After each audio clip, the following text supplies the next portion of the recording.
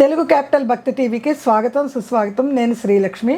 ఈరోజు మనతో సంస్కృత పండితురాలు, గోల్డ్ మెడలిస్ట్, కవయిత్రి, రచయిత్రి, ప్రముఖ ఆధ్యాత్మికవేత్త డాక్టర్ శ్రీమతి కుప్ప విజయశ్రీ గారు మనతో ఉన్నారు. విజయశ్రీ గారు నమస్కారం అండి. నమస్కారం శ్రీలక్ష్మి గారు. విజయశ్రీ గారు, కొందరు ఎంత మంచిగా ఉన్నా, ఎన్ని ధర్మ మార్గంలో ఉన్నా అవునండి, వాళ్ళకి కష్టాలు నష్టాలు తప్పవన్నట్టు వెంటాడుతూనే ఉంటాయండి. అవునండి. దానికోసము సప్త శనివారాల వ్రతం చేసుకుంటే ఏలినాటి శని దోషాలన్నీ పోతాయని ఈ మధ్య మామూలుగా ముందు నుంచి ఉంది 7 శనివారాల వ్రతం. ఈ మధ్య బాగా విపరీతంగా ప్రాచుర్యంలోకి వచ్చేసింది. 7 శనివారాల వ్రతం గురించి వివరిస్తారా? తప్పకుండానండి. 7 శనివారాల వ్రతము వివరించే ముందర నేను నా అనుభవం కూడా ఒకటి చెప్తాను. ఈ 7 శనివారాల వ్రతము ఎంత మహత్యమైంది, ఎంత శక్తివంతమైంది అంటే దాని ప్రభావము 7 శనివారాల లోపలే కనిపిస్తుంది ప్రతి భక్తుడికి కూడా. అవునండి. ఇది నేను నేను ఒకళ్ళు ఆచరించడం చూశాను, అది నేను చెప్తాను తర్వాత. అసలు మామూలుగా 7 శనివారాల కథకండి ఏం చేయాలంటే వెంకటేశ్వర స్వామి పట్టం ఒకటి పెట్టుకోవాలి. పెట్టుకొని పొద్దున్న సాయంత్రం కూడా మనం అర్చన చేయాలి. పొద్దున్న సాయంత్రం కూడా. ఏ రోజు చేయాలి అంటే సాధారణంగా శనివారంతో కలిసి ఏకాదశి వచ్చిన, త్రయోదశి వచ్చిన, పౌర్ణమి వచ్చిన, లేకపోతే శ్రవణ నక్షత్రం వచ్చిన, ఈ 4 అంటే అలా కలిపి వస్తే ఉత్తమం. కలిపి రాకపోయినా మొదలు పెట్టుకోకూడదు. శనివారం మొదలు పెట్టుకోవచ్చు. ఇలా దాంతో కలిసి వచ్చింది ఇంకొంచెం ఉత్తమంగా ఉంటుంది. కాకపోతే ఏ శనివారమైనా మీరు మొదలు పెట్టుకోవచ్చు, దాంట్లో సందేహం ఏం లేదమ్మా. శనివారం రోజున మొదలు పెట్టుకొని వెంకటేశ్వర స్వామి పఠం దగ్గర మామూలుగా మనం పూజా ద్రవ్యాలన్నీ కూడా తెచ్చుకొని పెట్టుకుంటాము. పసుపు కుంకుమలు, అక్షతలు, గంధము, పువ్వులు అన్నీ పెట్టుకొని అప్పుడు ప్రసాదం కూడా తయారు చేసుకుని పూజకు కూర్చుంటే మధ్యలో మనం లేవక్కల్లా. అంటే ఎక్కువగా బెల్లము నువ్వులతో కలిపి పెట్టమంటారు కదండి ఉదయం పూట. అలాగే అంటే ఇది శని వ్రతం గనక, అంటే శనిదేవుడికి నల్ల నువ్వులు ఇష్టం కదండి, అందుకని ఇది 7 శనివారాల వ్రతం గనక నల్ల నువ్వులు బెల్లము కలిపి ఉండలుగా చేసుకొని. తెల్ల నువ్వులు కూడా కలుపుకోవచ్చు అంటారా? అంటే నల్ల నువ్వులే ప్రీతి అని చెప్తారు కదండి. నువ్వులు ప్రీతి అంటారు, దాంట్లో నల్ల నువ్వులు ప్రీతి అంటారు. అంటే శని భగవానుడు నలుపు రూపంలో మనం చెప్పుకుంటాం. నల్ల బట్టనిస్తాము, నువ్వుల నూనెతో తైలాభిషేకం చేస్తాము. ఇలా అందుకని నల్ల నువ్వులతోనే కథలో నల్ల నువ్వులని చెప్పారు కనుక మనం కూడా అదే చెప్పుకుందాము.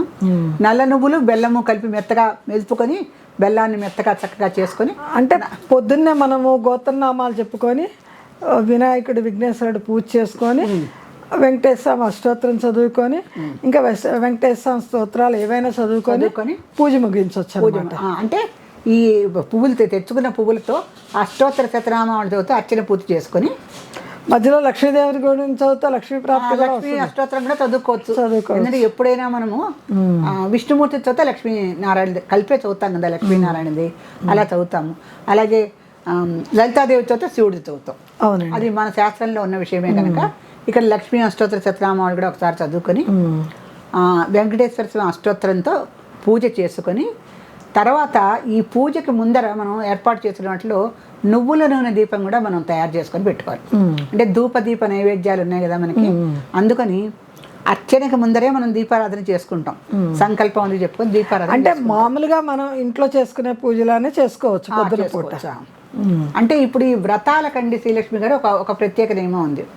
నిత్య పూజ మనం చేసుకుంటాం కదా, ఆ నిత్య పూజ చేసుకున్న తర్వాత ఇది వ్రతంలాగా చేసుకోవాలి, దాంట్లో కలిపేయకూడదు. నిత్య పూజ చేసి మనకి రోజు ఉండే దేవుళ్ళు ఉంటారు కదా, వాళ్ళ ఇష్ట దైవం ఎవరో ఉంటారు కదా, వాళ్ళకి ధూపదీప నైవేద్యాలు అయిపోయాక మళ్ళీ విడిగా చేసుకోవాలి. ఇంకా శాస్త్ర ప్రకారం అయితే మళ్ళీ సంకల్పం కూడా చెప్పుకోవాలి. మళ్ళీ కలశంలో కొత్తగా నీళ్లు పోసుకోవాలి కూడా, ఈ నియమం కూడా ఉంటుంది. సో కలశంలో మళ్ళీ కొత్తగా నీళ్లు తెచ్చుకొని సంకల్పం చెప్పుకొని ఆ లెక్కలో అయితే ప్రతి శనివారం ఒక పీఠం ఏర్పాటు చేసుకొని పెట్టుకొని ఉద్యాపన ఆ రోజే ఉద్యాపన చేసుకొని మళ్ళీ వారంకి అంతే బాగుంటుంది కదా. అంటే ఆ పీఠం కదల్చకూడదు. 7 శనివారాలు అలాగే పెట్టుకోవాలి. అమ్మో 7 శనివారాలు అంటే ఇంట్లో కష్టం కదండి పెట్టుకుంటాం. అంటే ఆ రోజు ఉద్యాపన చెప్పేసి శనివారం పెట్టుకోవచ్చు. ఉద్యాపన వ్రతానికి ఒకసారి చెప్పుకుంటారు కదా, మరి ఏ రోజుకి ఆ రోజు ఉద్యాపన. మరి 7 అన్ని వారాల పాటు ఇళ్లలో వసతులు ఉన్నా లేకపోయినా ఎంత కష్టం అండి. అంటే పోస్ట్ పోన్ చేస్తారు. ఇప్పుడు స్త్రీలకు ఏమన్నా ఇబ్బందులు వస్తే తర్వాత శనివారం చేసుకుంటారు. అలా అని నేను అంటలేదండి. పీఠం ఏర్పాటు చేసుకొని అన్నీ చేస్తే. పీఠం అంటే మనం పూజా మందిరంలో పెట్టుకుంటాం కదండి, ఆ పూజా మందిరంలో పక్కన ఒక వెంకటేశ్వర స్వామి పటాన్ని పెడతాం అంతే, అక్కడే. పీఠాలు నియమాలు అఖండ దీపాలు ఇవేం లేవు దీనికి. ఊరికే మన పూజా మందిరంలో వెంకటేశ్వర స్వామి పటం కూడా పెట్టుకొని అక్కడ నువ్వుల నూనెతో దీపారాధన చేసుకొని అష్టోత్తరం చదువుకొని పువ్వులతో పూజించి ఈ నల్ల నువ్వులు బెల్లం కలిపింది నైవేద్యం పెట్టాం. ఉదయం వెంకటేశ్వర స్వామి లక్ష్మీదేవిని పెట్టుకొని అష్టోత్తర శతనామాలు చదువుకొని నువ్వుల నూనెతో దీపం వెలిగించి నల్ల నువ్వులు బెల్లంతో ప్రసాదం చేసి పూలతో అర్చించి చేయమన్నారు. బాగుంది. ఉదయం పూజ అయిపోయింది. సాయంత్రం పూజ. సాయంత్రం పూజ కొంచెం తేడాగా ఉంటుందండి. సాయంత్రం పూట కూడా మనము వెంకటేశ్వర స్వామి పటం ముందర చక్కగా నువ్వుల నూనెతో దీపం పెట్టుకొని ఆ దీపం పెట్టే ముందర మనము బియ్యపిండి, బెల్లము, ఆవు పాలు, ఆవు నెయ్యి ఈ 4టిని కలిపి 7 పిండి దీపాలు చేయాలి. ఈ 7 పిండి దీపాల్లో కూడా మనము దీపం వెలిగించేటప్పుడు నువ్వుల నూనె వేయాలి.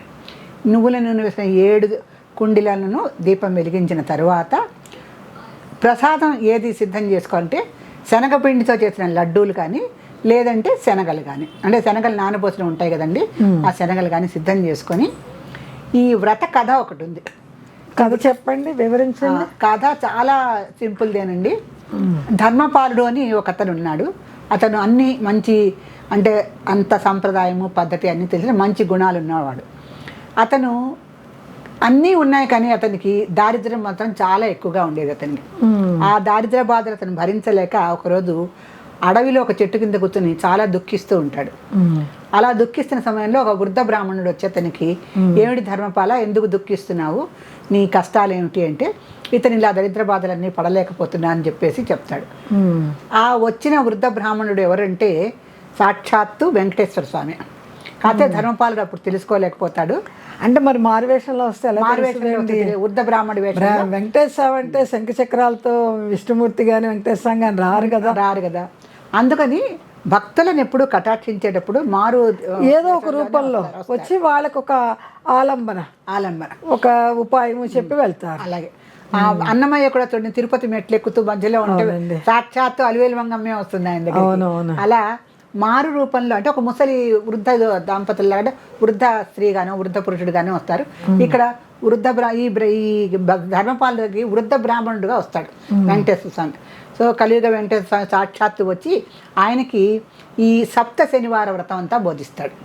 అంటే 7 శనివారాలు ఎట్లా వ్రతం చెయ్యాలి అనేది బోధించి, ఇలా చేయటం వలన నీ దారిద్ర్య బాధలన్నీ తొలగిపోతాయి, ఈ రకంగా చేసి చివరికి ఉద్యాపన కూడా చేసుకోమని చెప్తాడు. ఉద్యాపన ఏంటండి?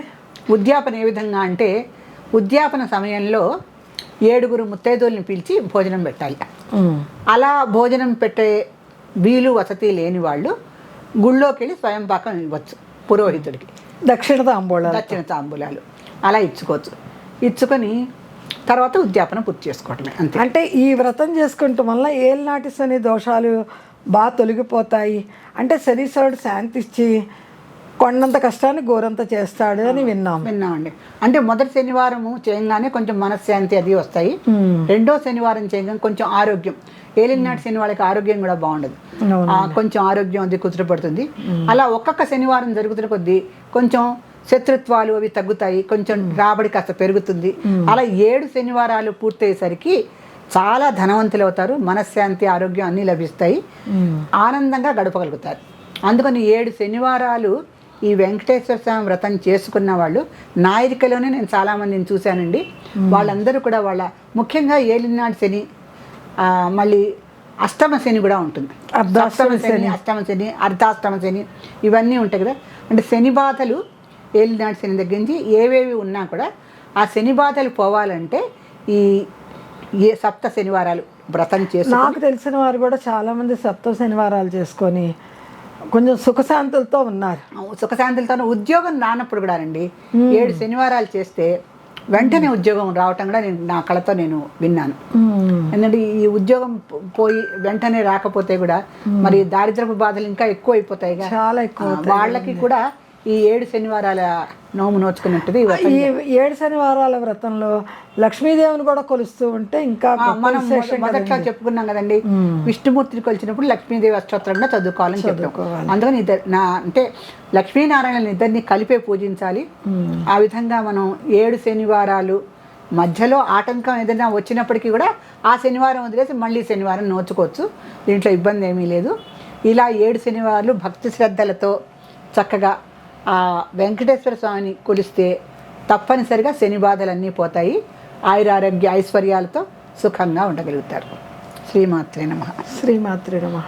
విజయశ్రీ గారు, ఈరోజు మన పుణ్యగ్రంథము ఎవరింటికి వెళ్తుందంటారు? ఇవాళ మన పుణ్యగ్రంథం అండి అనురాధ సికింద్రాబాద్. అనురాధ సికింద్రాబాద్. మన కంప్యూటర్ అనురాధ గారిని సెలెక్ట్ చేసింది. అనురాధ గారు మీకు అభినందనలు. త్వరలో మీకు ఈ పుణ్యగ్రంథం మీ ఇంటికి వస్తుంది. అనురాధ గారు, స్క్రీన్ పైన వచ్చే నెంబర్కి మీ పూర్తి చిరునామా, పిన్ కోడ్ నెంబరు వ్రాసి పంపించండి. మీకు తొందరలోనే తెలుగు క్యాపిటల్ భక్తి టీవీ వారు పుస్తకాన్ని అందిస్తారు. లైక్ చేయండి, కామెంట్ పెట్టండి. కామెంట్ పక్కన మీ పేరు, ఊరి పేరు వ్రాసిన వారికి తప్పకుండా అమ్మవారి పుణ్యగ్రంథం అందుతుంది. శ్రీమాత్రే నమః.